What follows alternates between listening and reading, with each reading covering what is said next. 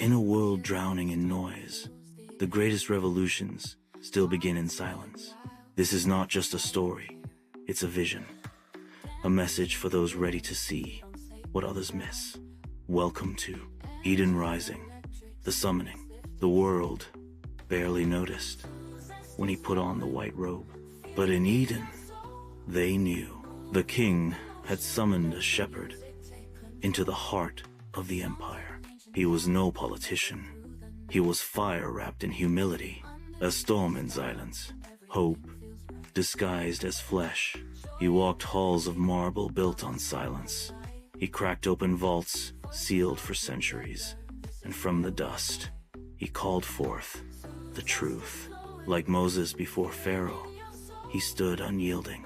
Like David before Goliath, he came with nothing but faith. Like Elijah on Mount Carmel, he challenged the priests of power. He gathered all of Eden's children, even the broken, even the shamed, even the ones the empire had cast aside. All were welcomed into the tent of light. But the empire, it rules by dividing, and when it could not divide him, it struck, first with whispers, then with threats, and finally with knives unseen. But the scrolls had already begun to open. The empire was trembling.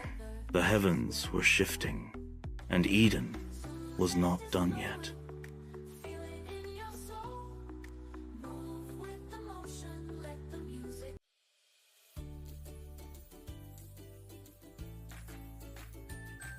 The empire could not silence him, so it chose to defame him and mock him, accused of sins he did not commit.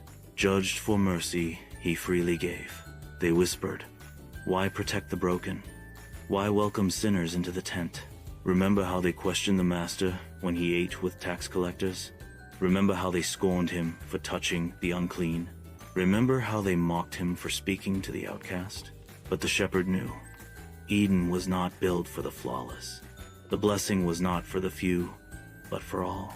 Eden was built for the lost. Just as the first son was once betrayed, so too would the shepherd be. The empire sharpened its knives, and the people, confused and angry, began to doubt. Darkness thickened, but the shepherd stood his ground. In the silence that followed, a whisper from Eden grew louder and louder than any blade.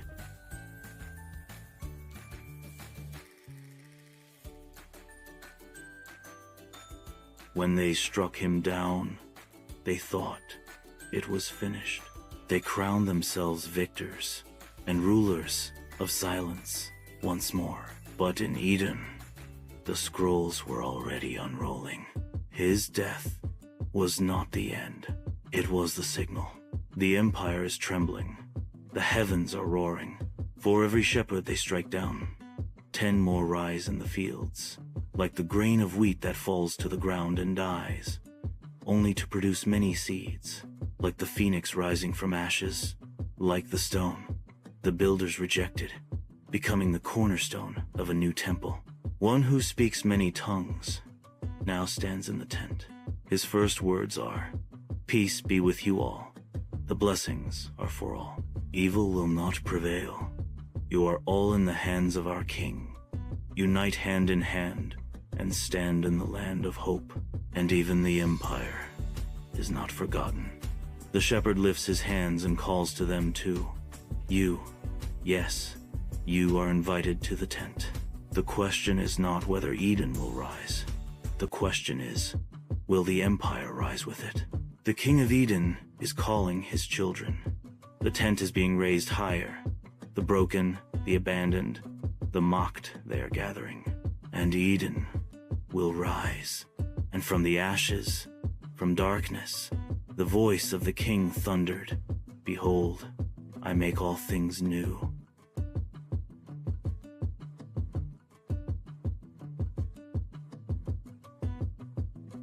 The final hour. Stretch your tent wide, O Eden, in the land of hope. Do not hold back. Lengthen your cords, strengthen your stakes, and do not move. The victory will be yours if you will stand. Help is already on the way. You have but to remain where you were called. Hold the ground of promise. Do not be moved. And you, O Empire, fight with all the might you have left. Gather your armies from land, sky, and under the earth. Summon every whisperer, every dark counselor, every fallen blade. Strike with rage. Strike with fury. This is the hour you have long awaited. For you know, if Eden holds the field, your reign will crumble like dust under the rising sun. Destruct, scatter, divide if you can.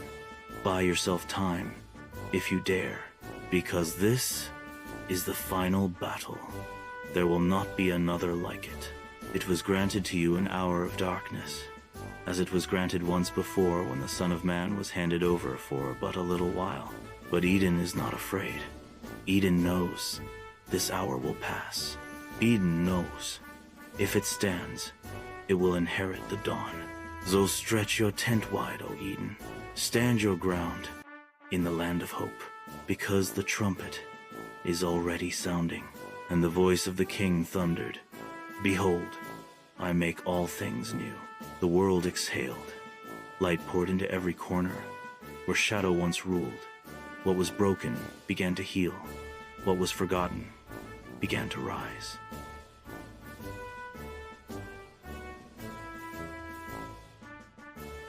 Look around you now at a realm in transition.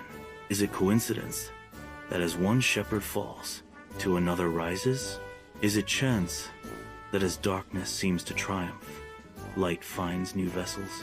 As the shepherd departed this world, his successor now walks the same narrow path, choosing humility over pageantry, choosing the margins over the center, choosing the poor over the powerful. The signs are everywhere for those with eyes to see. The sons of empire raise statues in their own likeness, monuments to men, and to the likeness of those they adore in their cities. They carve their pride in stone, hoping to last forever.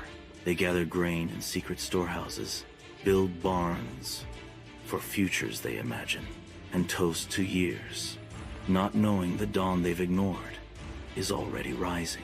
The king will not stay silent.